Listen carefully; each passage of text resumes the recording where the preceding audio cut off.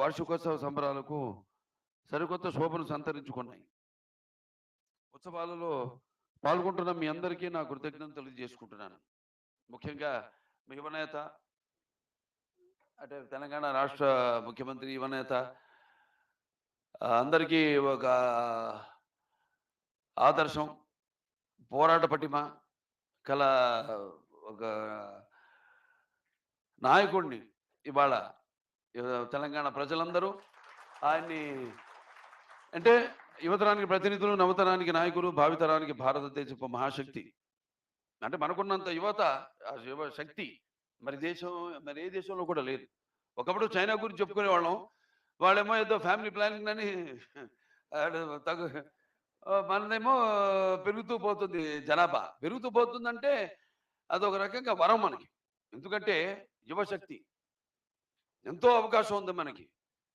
సరైన దారిలో, సరైన ఈ యొక్క ప్రభుత్వ విధి విధానాలతో వాళ్ళు మనం ప్రోత్సహించి వాళ్ళకి సరైన దారి చూపిస్తే తప్పకుండా మన దేశం మొదటి స్థానంలో ఈ ప్రపంచంలో నిలుస్తుంది.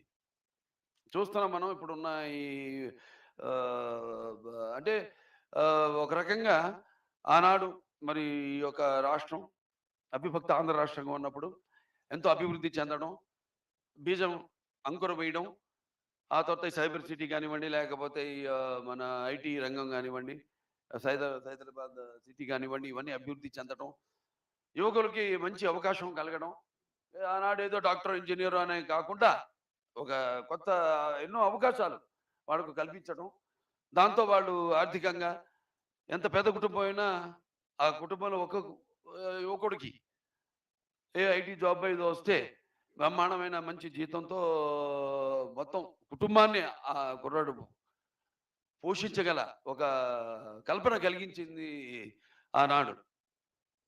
అప్పుడు ఇక్కడ ఈ ఆసుపత్రి నిర్మాణం అప్పుడు ఏముండేవి కావు, అన్ని బండలే ఇక్కడ. అప్పుడు నాన్నగారు విశ్వవిఖ్యాత నట సార్వభౌమ కళాప్రపూర్ణ నటరత్న పద్మశ్రీ నందమూరి తారక రామారావు గారు ఆనాడు ఇక్కడ ఈ యొక్క ఆసుపత్రిని నిర్మించడానికి పూనుకోవడం. అందరూ అనుకున్నారు ఇప్పుడు ఏంటి ఇక్కడ అన్ని బండరాళ్ళు ఉన్నాయి, ఇక్కడ ఎందుకు కడుతున్నారని.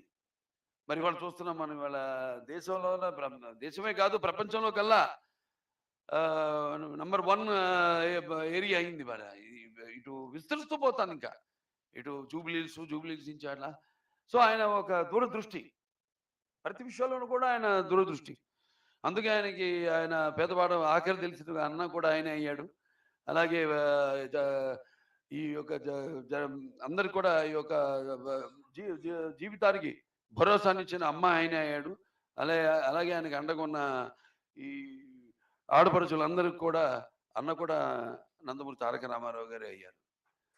అలా ఈ ఆసుపత్రి యొక్క విస్తరణ గురించి అందరికీ చెప్పేశారు విషయాలు. ముందుగా ముఖ్యమంత్రి గారు కూడా ఆయన విలువైన సమయాన్ని ఇచ్చినందుకు ఆయన బిజీ షెడ్యూల్లో ఆయనకి నా కృతజ్ఞతలు తెలియజేసుకుంటున్నాను.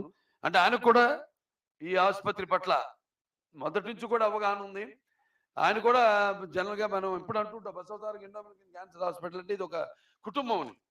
అంటే ఎవరు ఏదో పొద్దున వస్తున్నాం, ఈ టైంకి వెళ్ళిపోవాలి, ఏదో జీతాలు తీసుకుంటున్నాం అని కాకుండా ప్రతి ఒక్కరు కూడా అంకిత భావంతో ఇక్కడ అందరం ఒక ఫ్రెటర్నిటీ, అంటే ఒక కుటుంబ సభ్యుల్లాగా ఆయన కూడా మొదటిచ్చే ఆయన మదిలో ఎలాగైతే ఆనాడు అమ్మగారి కోరిక ఈ యొక్క క్యాన్సర్ మహమ్మారిని ఎలాబడి ఆవిడ శివైక్యమయ్యారో లింగైక్యమయ్యారో, మరి ఆవిడ కోరిక ఈ యొక్క క్యాన్సర్ వైద్యం ఏదైతే ఎక్కువ ఖర్చుతో కూడుకుందో దాన్ని పేదవాళ్ళందరూ కూడా తక్కువ ధరలకి అందించాలని, అలాగే అంతర్జాతీయ ప్రమాణాలు.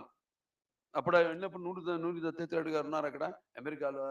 అమెరికా వెళ్ళినప్పుడు నాన్నగారు ఆవిడ వెళ్ళినప్పుడు ఆవిడ కోరిక అందరూ కూడా ఈ యొక్క అంతర్జాతీయ ప్రమాణాలతో కూడిన ఈ యొక్క వైద్యాన్ని అందరికీ అందించాలన్నది. దాని యొక్క ఆ తర్వాత నాన్నగారు ఈ యొక్క ఆసుపత్రి నిర్మాణానికి పూనుకొనడం.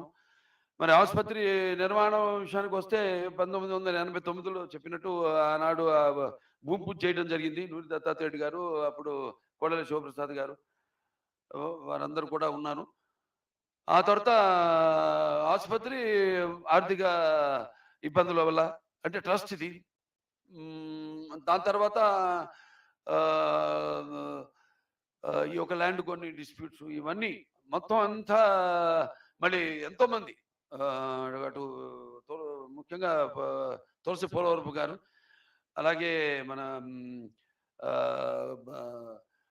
కాకతీయ సిమెంట్స్ వెంకటేశ్వర్లు గారిని, వాళ్ళందరినీ గుర్తు చేసుకోవాల్సిన అవసరం ఉంది. గొడ్ల శివప్రసాద్ గారిని, వాళ్ళంతా కూడా గొడ్ల శివప్రసాద్ గారు ఇప్పుడు ప్రపంచమంతా తిరిగి అక్కడ అందరినీ కూడా కలిసి మరి అక్కడ అయాకో ఇండియన్ అమెరికన్ క్యాన్సర్ ఆర్గనైజేషన్ అని స్థాపించి అప్పుడు నిధుల్ని సేకరించడం, ఇక్కడ వెంకటేశ్వర్లు గారు ఆయన సొంత నిధులు ఇక్కడ ఇవ్వడం, అలా అలా 2000కి ఆసుపత్రి పూర్తయ్యి 2000లో అటల్ బిహారీ వాజ్పేయి గారు మామూలుగా ఎటువంటి ప్రోగ్రామ్స్కి రారు.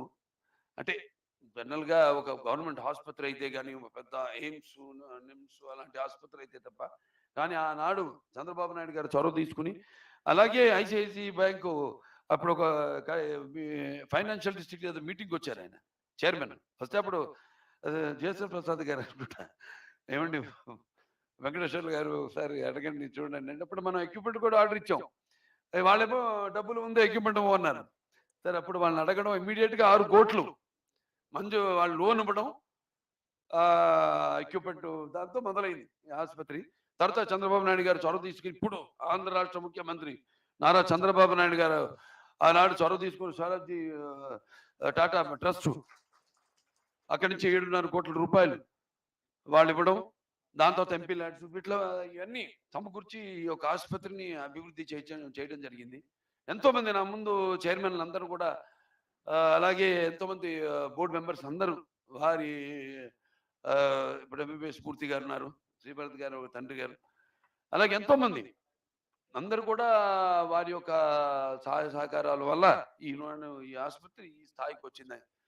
దానికి నేను తర్వాత చైర్మన్ కావడం నా పూర్వజం సుకృతంగా భావిస్తున్నాను.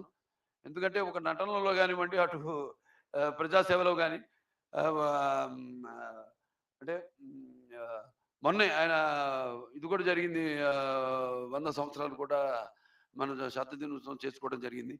సో ఆయన ప్రతిరూపంగా నన్ను మీ అందరి గుండెల్లో ఆయన ప్రతిరూపంగా నిలిపినందుకు దైవాంశ సంభూతుడు, నా విశ్వానికి నట విశ్వరూపం అంటే ఏంటో చూపించిన మహానుభావుడు. అలాగే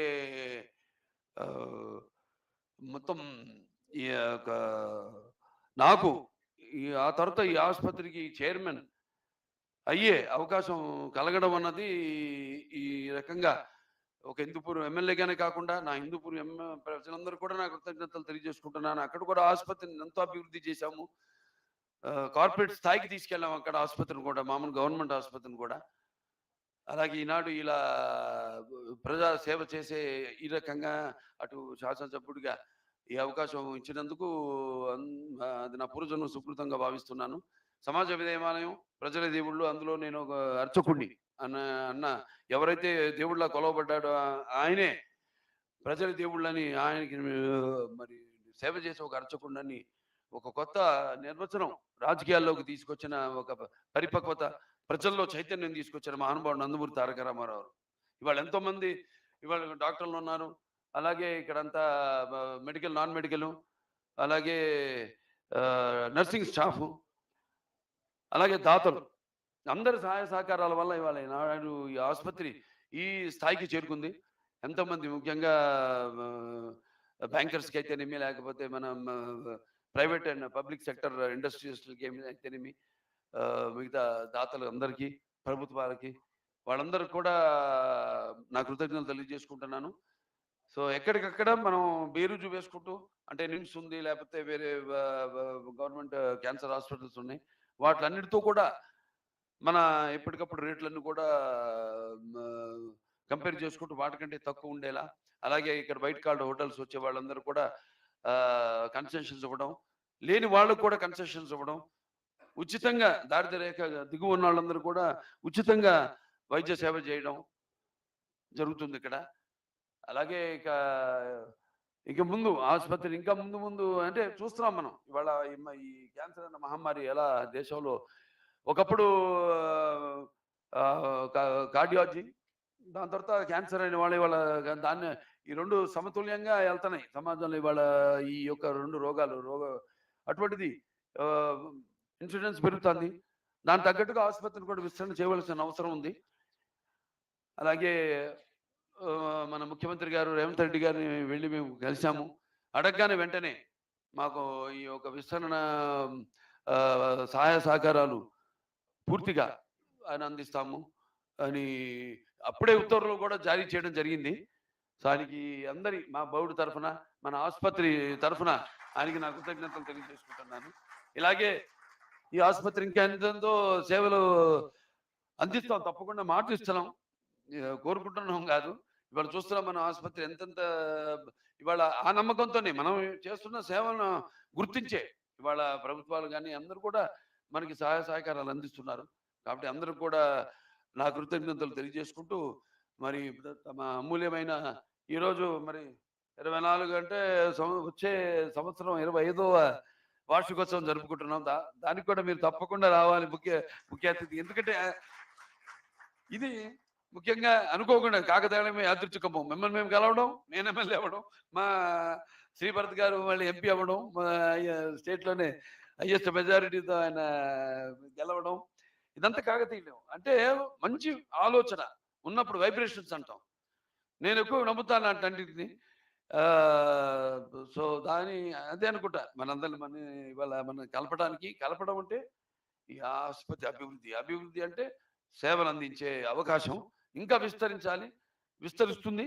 తప్పకుండా మా తరఫున అందరికీ అన్ని ప్రాంతాలు వేరైనా మన అంతరంగాలు ఒకటేనన్నా ధ్యాసలు వేరుగా ఉన్నా మన భాష తెలుగు భాష అన్నాడు ఆనాడు ఎన్టీవాడు.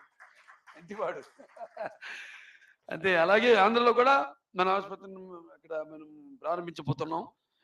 సో, అప్పుడు చంద్రబాబు నాయుడు గారు కూడా మనకు స్థలం ఇవ్వడం జరిగింది. సో, అలా మన సేవలన్నీ విస్తరించుకుంటూ అంటే అన్ని దూరం దూరం ప్రాంతాలు ఉన్నారు. ఇప్పుడు మా ఆసుపత్రిని మన బెంగుళూరు కూడా ఎంపైర్‌మెంట్ చేయడానికి ఇవన్నీ కూడా మేము రకరకాలుగా ఎందుకంటే మన తెలుగు వాళ్ళు ఎక్కడ చూసినా మనోళ్ళు ఉన్నారు ఇవాళ. కేవలం మన రాష్ట్రం కాదు, ఈ 2 రాష్ట్రాల్లోనే కాదు. ఇవాళ పక్క రాష్ట్రాల్లోనే కాదు. ఇవాళ తెలుగు మాట్లాడేవాళ్ళు మన దేశంలోనే ఏ భాష మాట్లాడేవాళ్ళైనా తెలుగు భాష మాట్లాడేవాళ్ళు 2 స్థానంలో ఉన్నాం మనం హిందీ తర్వాత. దేశంలో చెప్తే ఆశ్చర్యపోతారు. సార్ అట్లా విదేశాల్లో చూసుకుంటే, విదేశాల్లో కూడా నేను ఎప్పుడైతే ఇప్పుడిప్పుడు ఈ ఫండ్ రైజర్స్‌కెళ్ళినా కూడా వాళ్ళు మనం అందిస్తున్న సేవలను గుర్తించి, వాళ్ళు అందిస్తున్న సేవలు మరువరానిది. వాళ్ళందరూ కూడా నా కృతజ్ఞతలు తెలియజేసుకుంటూ ముఖ్యంగా మన ముఖ్యమంత్రి రేవంత్ రెడ్డి గారికి ఆయన అమూల్యమైన సమయాన్ని కేటాయించి ఇక్కడికి వచ్చి ఈ యొక్క